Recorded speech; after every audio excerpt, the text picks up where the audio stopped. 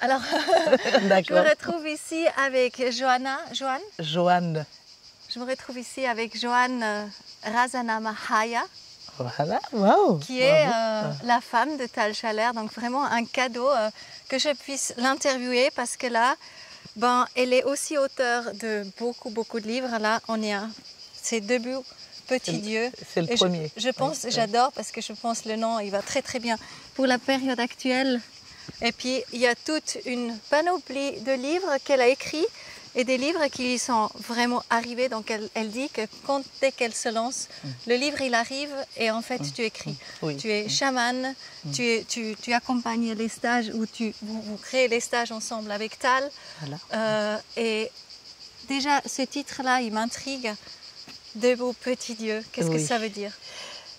Alors donc, merci aussi de cette interview. Oui, c'est génial. Je suis moi-même ravie d'avoir une si belle personne dehors et dedans. Alors ce livre, en fait, vient tout simplement d'une vision que j'ai reçue de l'être humain. Que nous ne sommes pas des êtres ordinaires, nous sommes véritablement les enfants de ce qu'on appelle Dieu. Qui est constitué de tous les esprits et de tous les êtres vivants. Nous sommes une partie divine de Dieu. Et dans ce livre, j'ai été inspirée à nous engager, à inciter les êtres humains à mieux comprendre ce que ça veut dire exactement être... Une partie. Oui, une partie divine. Parce que ce n'est pas seulement pour faire un compliment, ce n'est pas pour faire joli, mais c'est aussi doté d'une grande responsabilité. Wow. Nous avons une participation à faire. Nous sommes conçus pour donner un petit peu du nôtre, pour faire partie de ces grands êtres qui élèvent le monde et qui ravivent l'amour. Or, nous ne savons pas encore faire ça. Et du coup, aujourd'hui, je capte même que cette pandémie n'est pas là par hasard. Cette pandémie nous rappelle ce que nous n'avons pas encore su faire, c'est-à-dire de nous unifier. Pour entrer dans une solidarité sans condition, au-delà de nos différences. Que même si nous ne sommes pas d'accord avec quelqu'un, ce n'est pas à nous de juger. C'est au peuple, c'est à l'humanité. Et tant qu'une personne existe au monde et qui a besoin du message de l'autre, alors son message est à sa place. C'est valable. Nous ne pouvons pas tous éveiller les mêmes personnes. Nous devons vraiment apprendre à faire confiance que ceux qui ne passent pas par nous passeront par d'autres portes, par d'autres êtres humains, par d'autres êtres vivants, etc. etc. Donc ce n'est pas debout les petits dieux pour faire joli, mais prends ta responsabilité, lève-toi, engage-toi, prends ta place.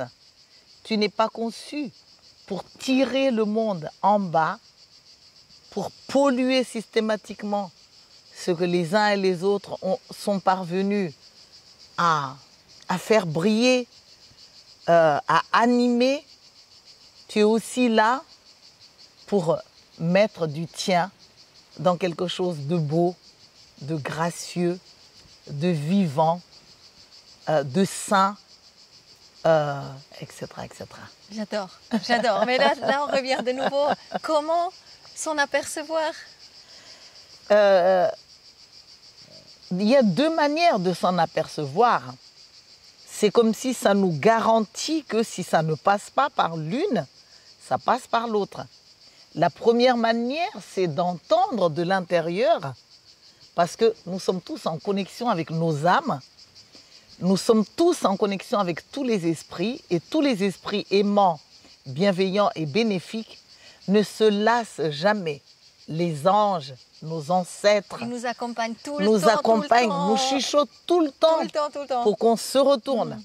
Ouais. Eh bien, si vraiment on est égaré à cause de nos éducations parentales, sociétales, à l'école et tout ça, eh bien, les autres ont les clés qui nous permettent aussi de nous rappeler. Donc tu dis ces guides, justement, ils ont Oui, les oui. clés. Par contre, si on ne les appelle pas, les guides, Mais si en fait, les guides, ils n'ont pas besoin d'être appelés.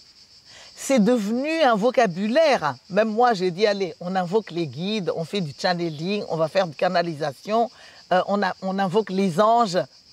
Mais en fait, les êtres d'amour n'ont pas besoin d'être invoqués. ils sont tout le temps Et, là. et ils sont tout le temps là. Mais quand Ils on agissent a à le travers nous niveau... quand on est dans le cœur. on peut dire. Voilà. Oui. Mais quand on a un niveau de conscience trop bas, pollué par la négativité, la jalousie, la compétition, évidemment la haine, nos vibrations sont tellement basses que du coup, ils ne peuvent pas aller dans ces vibrations basses-là. Et à ce moment-là, on peut les appeler, alors on crée un canal. Voilà. Il y a des manières de les invoquer. 1, lâcher les émotions. 2, même sourire.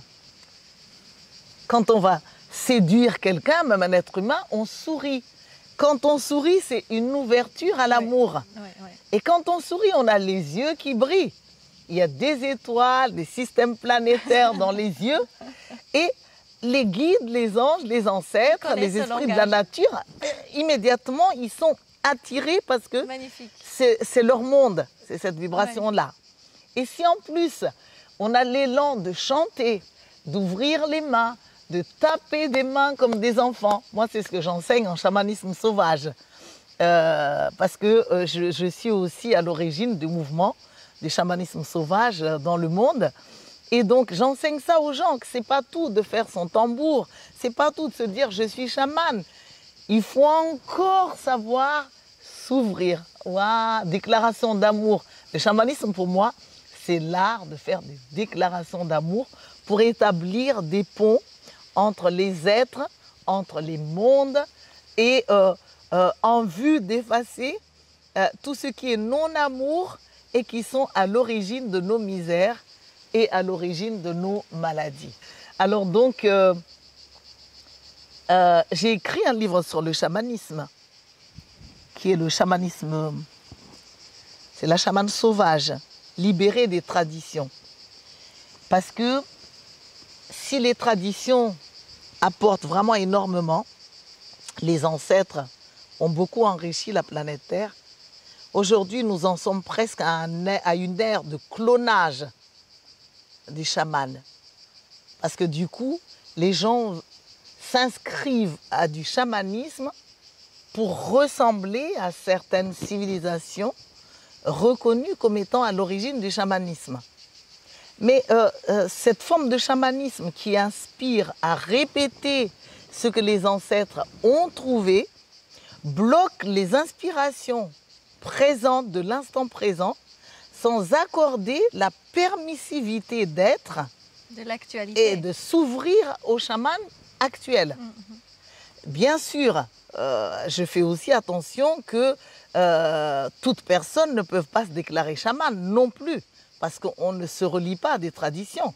Mais néanmoins, le chamanisme à la base, c'est une connexion avec les esprits qui nous guident à trouver les outils, à nous rappeler des techniques.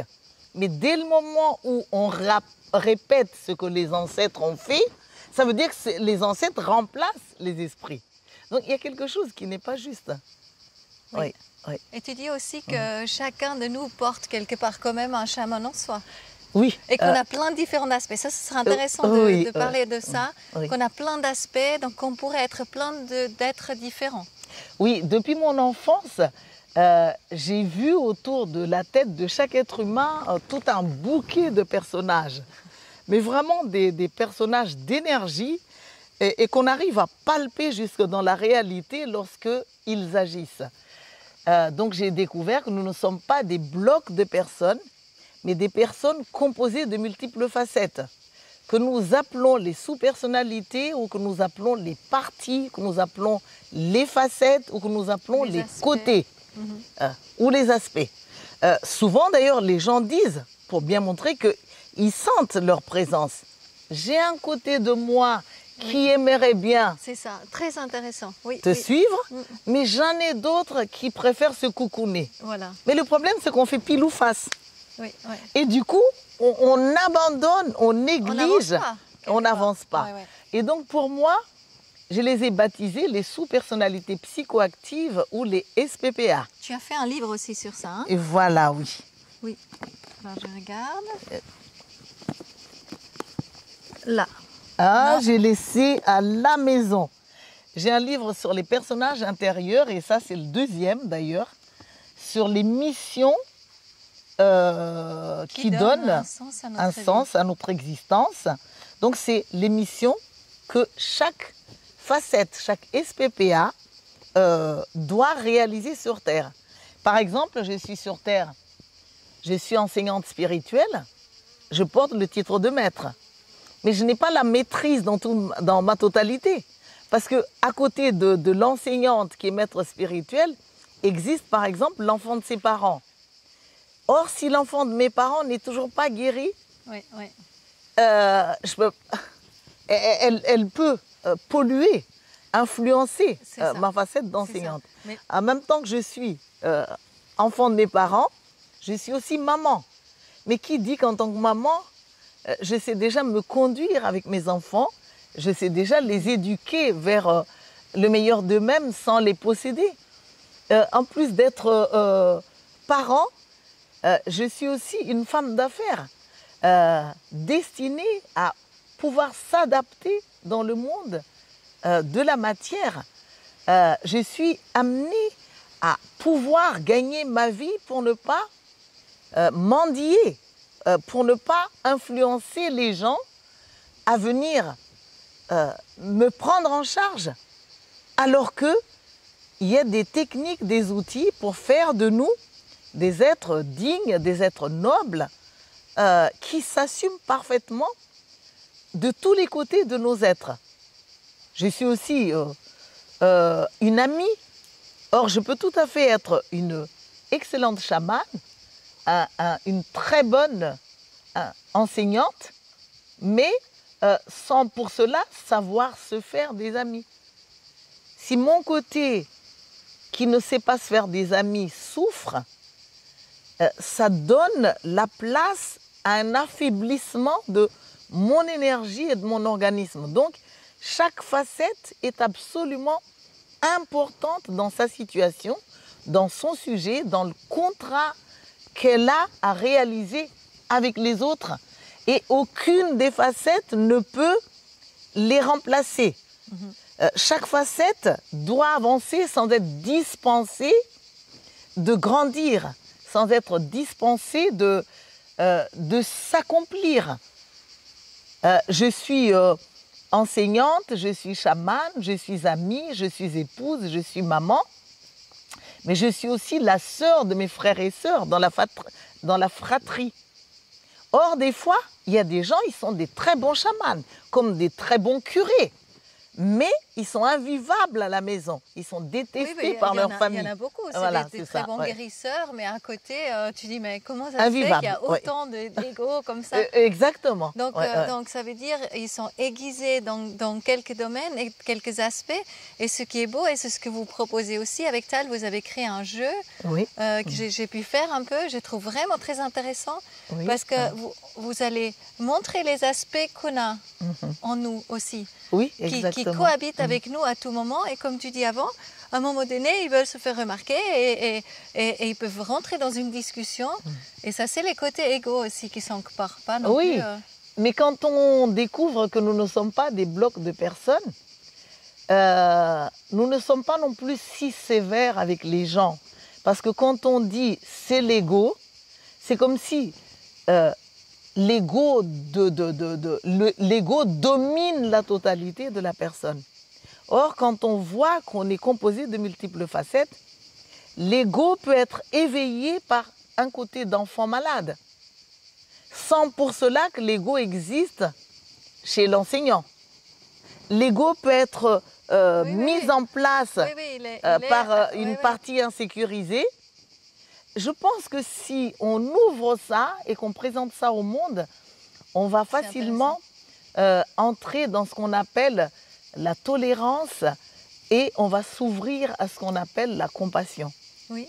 Oui, parce qu'on se rappelle que ce qu'on dénonce n'est qu'une partie de la personne. Pour ne plus faire ce geste de jeter le bébé avec l'eau du bain. Et qu'on a tous ces aspects à l'intérieur de voilà, nous qui ont besoin d'être vus, pris dans les bras, soignés. Mais je dirais surtout qu'on a des aspects qui peuvent encore être immatures, c'est-à-dire au stade infantile, sans que l'ensemble soit noirci. Et ces facettes de nous immatures ont d'abord besoin d'éducation. D'éducation enveloppée d'estime, de respect et d'amour pour pouvoir grandir. Or, si on a en face de soi des gens qui sont aussi stimulés par leurs propres émotions et qui nous reçoivent avec un ego aussi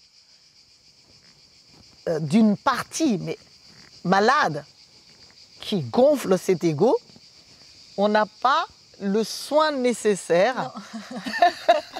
On n'a pas. Voilà, c'est ça. Là, c'est le clash. Voilà. Mais on arrive à voir ça quand c'est une guerre d'ego contre ego. Quand on travaille là-dessus, c'est tellement simple, je trouve. Oui, c'est vrai. C'est tellement simple de voir là, il y a une partie en l'autre qui est juste blessée et il a juste besoin qu'on le prenne dans les bras. Cette partie-là, c'est comme chez nous. De moment qu'on se sent touché par quelque chose, ben une partie en nous veut juste être pris dans les bras, être vue. Oui, mais ce n'est pas facile parce qu'en fait, dans l'idéal, ce serait comme ça. Mais en fait, la réalité est que la partie de l'autre qui est immature nous insécurise l'une ou l'autre de nos parties. Donc, il ne faut pas non plus obliger nos parties à être immédiatement dans l'amour. Il faut d'abord aussi la percevoir dans son niveau pour l'amener d'abord à lâcher les émotions, l'éduquer à percevoir la partie malade chez l'autre, pour ensuite l'inviter à aller à dépasser le niveau de conscience maladif pour pouvoir seulement aimer. Si on donnait à tous les êtres humains les moyens de se connaître, de se porter responsable de son être déjà et de pouvoir porter secours à tout être en danger dans l'amour réel. En ce moment-là, l'humanité n'en serait pas là. Et l'amour réel, c'est quoi?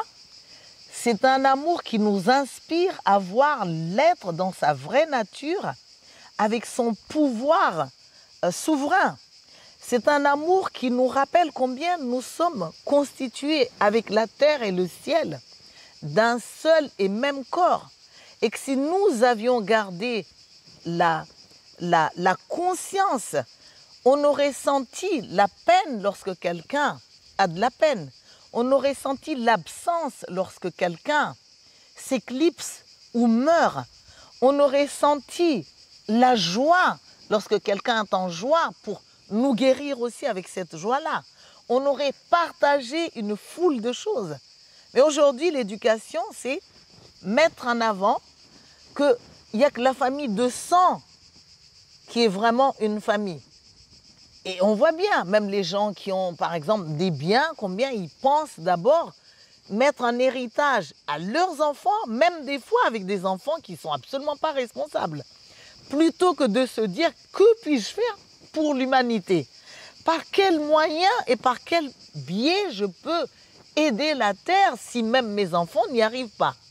Ce qui ne signifie pas abandonner pour autant ses enfants. Mais ça peut même passer par un intermédiaire pour que ça revienne vers les enfants.